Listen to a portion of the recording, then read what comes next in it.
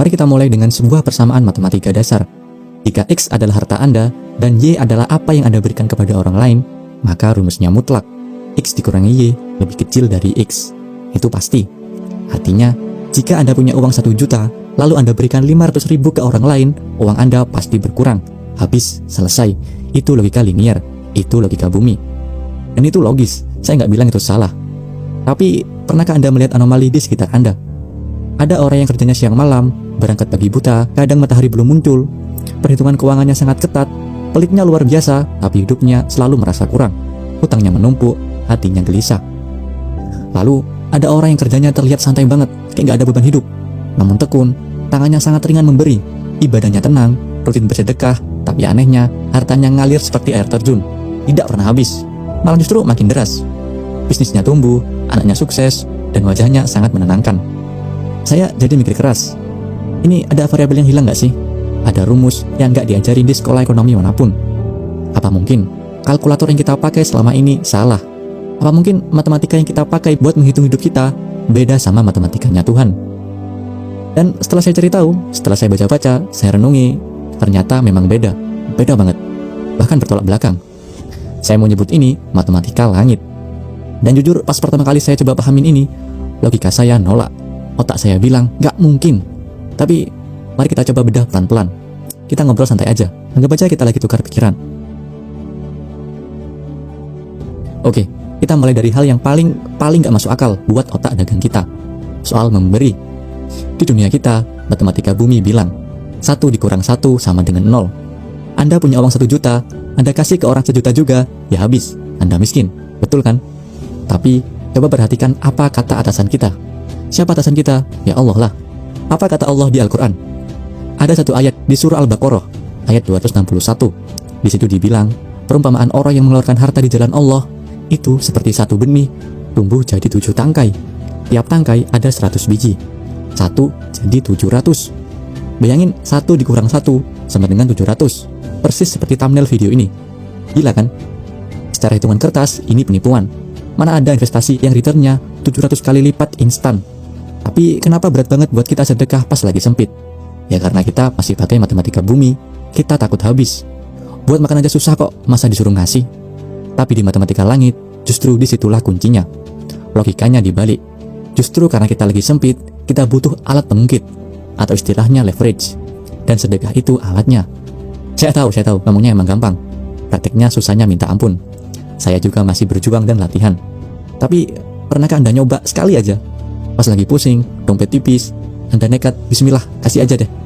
Biasanya nih ya, gak lama dari itu ada aja gantinya. Dan gantinya itu kadang bukan uang kaget jatuh dari langit.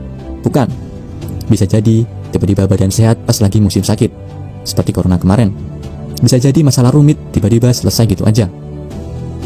Sebagai info ya, orang terkaya di dunia, bahkan non-muslim sekalipun, seperti Bill Gates atau Warren Buffett, adalah filantropis terbesar. Mereka mendonasikan miliaran dolar. Apakah mereka jadi miskin? Tidak. Kekayaan mereka makin menggila. Ini membuktikan bahwa matematika langit adalah hukum universal. Allah menetapkan hukum, siapa yang memberi, dia pasti akan menerima. Bahkan dalam Islam, kita punya garansi yang lebih kuat. Nabi Muhammad SAW bersumpah. Beliau jarang bersumpah loh, kecuali untuk hal yang sangat krusial. Demi Allah, tidak akan berkurang harta karena sedekah. Beliau bilang, tidak akan berkurang, titik. Gak ada syarat dan ketentuan berlaku. Yang nyebut Rasul loh, masa gak percaya? Jadi persamaannya berubah. Matematika bumi, X dikurangi Y sama dengan X sisa. Matematika langit, X dikurangi Y sama dengan X dikali 700 plus keberkahan plus penolak bala. Itu rumus yang gila. Jadi sebenarnya rumusnya sederhana. Kalau mau nambah, harus berani kurang. Saya akan ceritakan satu kisah sejarah yang gila untuk membuktikan ini. Kisah Abdurrahman bin Auf radhiyallahu anhu. Suatu hari, Madinah mengalami kelebihan panen kurma. Tapi kurmanya banyak yang busuk. Harga jatuh, petani menangis rugi bandar. Abdurrahman bin Auf, sahabat yang sangat kaya ini, melakukan manuver bisnis yang mungkin bodoh menurut logika kita. Ia memborong semua kurma busuk itu dengan harga normal. Apa tujuannya? Sedekah, membantu saudaranya agar tidak rugi. Secara kertas, Abdurrahman bin Auf jatuh miskin. Uangnya habis ditukar sampah. Tapi apa yang terjadi? Beberapa waktu kemudian datang utusan dari Yaman mencari kurma busuk untuk bahan obat wabah penyakit yang sedang melanda di sana. Mereka berani beli dengan harga 10 kali lipat. Siapa satu-satunya orang yang punya stok kurma busuk? Abdurrahman bin Auf. Niatnya membuang harta, malah hartanya balik berlipat ganda. Ini membuktikan satu tesis. Kita tidak akan pernah bisa mengalahkan kemurahan hati Tuhan. Semakin Anda buang di jalan Allah, semakin deras pula Allah siram balik ke Anda. Aneh memang, tapi ya itu datanya. Lalu, ada lagi yang bikin saya mikir panjang. Soal ketakutan kita di masa depan. Kita ini kan manusia ya. Kita pengen semua terencana. Gaji tanggal 25, bayar cicilan tanggal 26, sisa sekian buat makan. Kalau ada yang meleset dikit, kita panik, kita stres. Ketidakpastian itu musuh kita. Tapi di matematika langit, ketidakpastian itu justru ruang bermainnya keajaiban.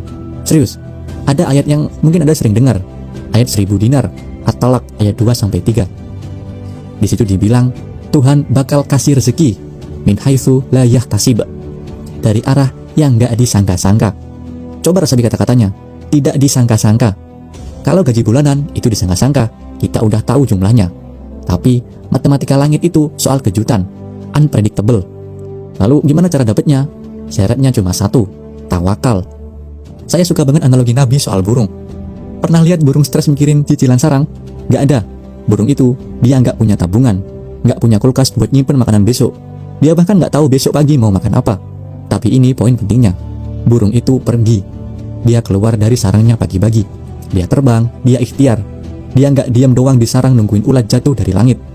Dia pergi dengan perut lapar, pulangnya insya Allah kenyang. Seringkali kita salah kaprah. Kita pikir tawakal itu pasrah nggak ngapa-ngapain.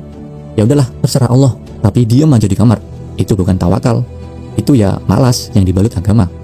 Matematika langit mewajibkan kita untuk bergerak. Keringat itu harus keluar. Tapi hati kita, nah ini yang susah. Hati kita nggak boleh menuhankan kerjaan itu. Paham kan maksud saya? Kerja ya kerja, bisnis ya bisnis. Tapi jangan sampai kita mikir, kalau kita nggak kerja ini, kita mati kelaparan. Enggak, itu salah. Yang kasih makan bukan bos, bukan klien, bukan pula customer. Itu cuma perantara, itu cuma sebab. Yang kasih makan, itu zat yang di atas Anda. Jadi rumusnya, badan capek di bumi, hati santai di langit. Susah, banget. Saya ngomong gini juga bukan karena saya udah jago. Saya juga sering ketar-ketir. Tapi setiap kali saya coba lepasin, setiap kali saya coba, ya Allah, saya udah usaha nih, hasilnya terserah engkau dah. Biasanya di situ variabel X muncul. Solusi datang dari pintu belakang yang nggak pernah kita gedor sebelumnya. Nah, ini bagian yang paling menohok buat saya pribadi. Kadang kita udah kerja keras, udah sedekah juga, udah doa, tapi kok masih seret, masih macet. Mungkin masalahnya bukan di sumber rezekinya. Mungkin masalahnya di pipa kita, mampet. Ada satu hadis yang ngeri banget sebenarnya. Nabi bilang, seseorang bisa terhalang rezekinya gara-gara dosa yang dia buat. Ya memang logis sih, rezeki itu kan hal baik, hal suci. Kalau wadahnya kotor, dia nggak mau masuk. Atau kalau masuk, dia jadi keruh. Saya jadi sering introspeksi. Jangan-jangan selama ini saya kerja keras, tapi saya juga keras kepala sama Tuhan. Sholat mungkin sering ditunda-tunda. Nanggung nih, kerjaan dikit lagi, padahal azan udah lewat sejam. Atau mungkin ada omongan saya yang nyakitin orang tua. Atau ada harta yang abu-abu yang masuk ke perut. Dosa itu mungkin seperti batu yang menyumpet selang air.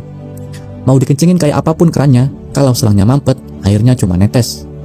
Lalu solusinya gimana? Bongkar pipanya? Jangan, berat. Kita ini manusia, tempatnya salah, pasti ada aja dosanya. Sehari kita nggak buat dosa itu mustahil. Tapi untungnya ada tombol reset. Kita punya Tuhan yang maha pemaaf. Namanya istighfar. Dalam surah Nuh, ayat 10 hingga 12, ternyata Nabi Nuh pernah bilang ke kaumnya, minta ampunlah atau istighfar ke Tuhanmu. Hadiahnya apa kalau minta ampun? Surga? Bukan cuma itu. Hadiah kontanya di dunia, dia akan menurunkan hujan lebat, memperbanyak harta dan anak-anakmu. Harta disebut spesifik loh. Jadi korelasinya jelas. Istighfar sama dengan bersihin pipa, sama dengan rezeki lancar. Jadi mungkin kalau sekarang hidup lagi berat, daripada kita sibuk nyalain keadaan, nyalain pemerintah, saya juga sering nyalain kalau ini, atau nyalain pasangan, coba deh kita duduk sebentar, ambil tasbih, atau itu pakai jari. Astagfirullah. Bukan cuma di mulut, tapi dirasain. Ya Allah, saya banyak salah ya Allah, bersihin ya. Siapa tahu batu sumbatan itu hancur, dan rezeki yang selama ini ketahan di langit, tumpah semua meluber kemana-mana. Teman-teman, jujur saya menyampaikan ini bukan untuk menggurui. Saya ini bukan ahli agama. Saya cuma orang yang lagi mencari tahu kenapa hidup begini jalannya. Dan matematika langit ini harapan. Ini cheat code buat kita yang merasa nggak punya privilege di dunia. Saya nggak berani janjiin kalau kalian bakal jadi miliarder dalam seminggu. Itu bohong. Tapi saya berani tantang diri saya sendiri. Dan kalian juga kalau mau. Dalam 7 hari ke depan, coba deh kita ubah cara ngitung kita. Jangan cuma ngitung untung rugi pakai kalkulator toko.